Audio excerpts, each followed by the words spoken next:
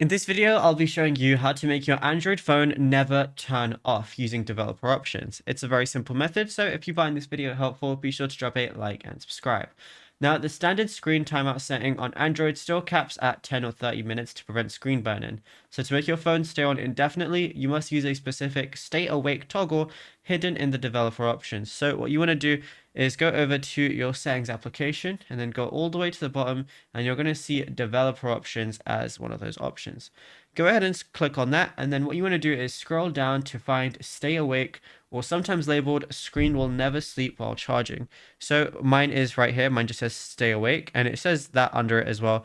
All I want to do is literally go ahead and turn this on, and then my screen is going to stay awake. And it says as long as your phone is connected to a charger, which is USB or wireless, the screen will remain on forever. And if you need the screen to stay on while you're not charging, developer options cannot help you due to battery safety protocols. So you have to make sure it's connected using a charger, even if it's a wireless one. And yeah, it's as simple as that. Now, if you found this video helpful, be sure to drop a like and subscribe. And also be sure to check out all our other tutorials as well.